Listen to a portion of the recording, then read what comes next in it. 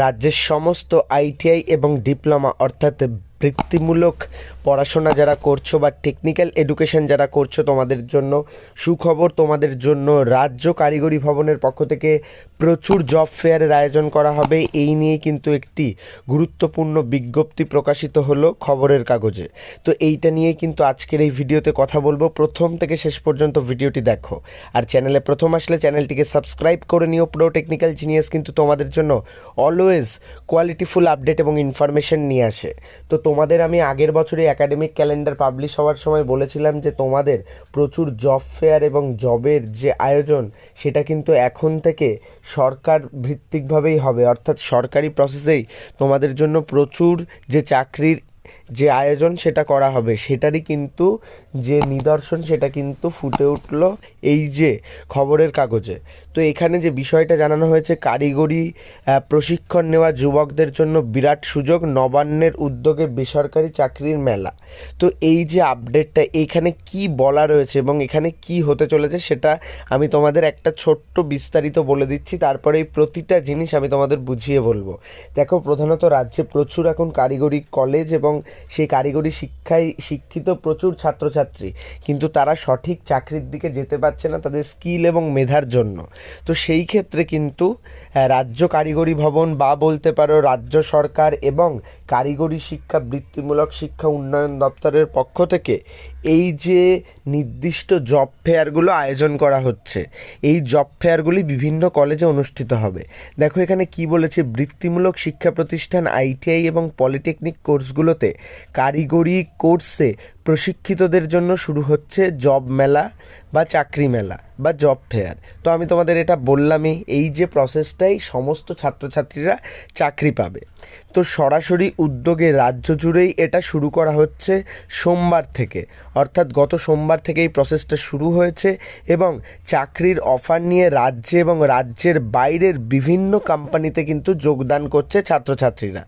রাজ্যের কোন জেলায় কবে এটা অনুষ্ঠিত হবে সেটা কিন্তু কারিগরি দপ্তর তাদের যে নির্দিষ্ট তালিকা প্রকাশ করছে।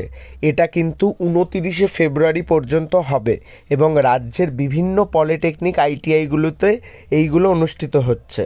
এবং কালিম্পং, জলপাইগুড়ি, আলিপুরদুয়ার ছাড়া রাজ্যের বিভিন্ন জেলাগুলির বিভিন্ন কেন্দ্রে কিন্তু এই যে ফেয়ার হবে, অর্থাৎ নর্থ বেঙ্গলেই হয়তো হবে না, বাদবাকি সমস্ত জায়গাতে হবে।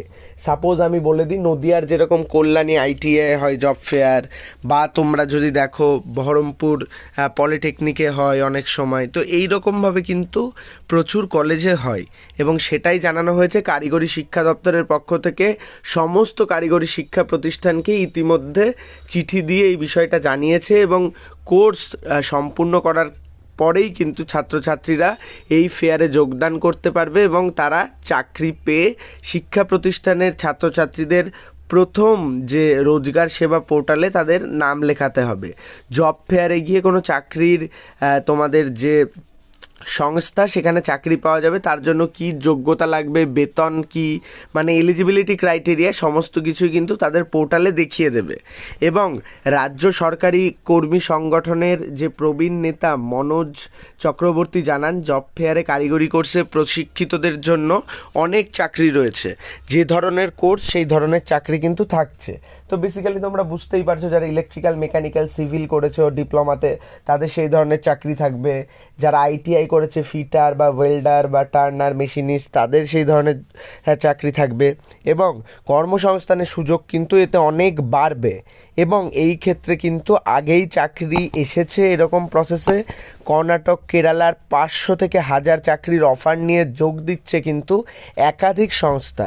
ব্যাঙ্গালোর থেকে যারা আসছে তাদের কিন্তু তোমাদের এক একটা সংস্থা 50 থেকে 100টা মতো কিন্তু জব অফার করবে।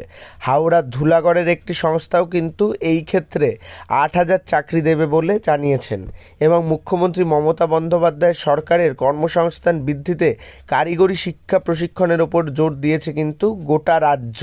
এবং এই জামানায় রাজ্যগুলিতে প্রচুর আইটিআই, পলিটেকনিক এবং বৃত্তিমূলক শিক্ষা প্রতিষ্ঠান চালু হয় এবং রাজ্যে এই মুহূর্তে 184টি পলিটেকনিক এবং 278টি আইটিআই এবং 2500-এরও বেশি কারিগরি শিক্ষা প্রতিষ্ঠান কিন্তু তরুণ তরুণীদের ট্রেনিং দিচ্ছে। সেই ক্ষেত্রে তাদের চাকরি পাওয়াটা কিন্তু খুব গুরুত্বপূর্ণ এবং সেই উদ্যোগেই কিন্তু রাজ্য কারিগরি ভবন দপ্তর বা বলতে পারো রাজ্য সরকারের পক্ষ থেকে এই রকম একটি সদুদ্যোগ নেওয়া হয়েছে। তো অবশ্যই ভিডিওটি লাইক করে বন্ধুদের মধ্যে শেয়ার করে দাও। জব আপডেটস পেতে এবং জব ফেয়ারের যে কোনো আপডেট আমি কিন্তু তোমাদের মধ্যে নিয়ে আসবো। তো সেই ক্ষেত্রে অবশ্যই চ্যানেলটিকে সাবস্ক্রাইব করে নিও। প্রো টেকনিক্যাল জিনিয়াস অলওয়েজ তোমাদের জন্য কোয়ালিটি আপডেট এবং ইনফরমেশন নিয়ে আসে। ধন্যবাদ, ভালো থাকো, সুস্থ থাকো, প্রো টেকনিক্যাল জিনিয়াস ইউটিউব চ্যানেলের সাথে থাকো, সকল ইনফরমেশন সবার আগে পেতে থাকো। ধন্যবাদ।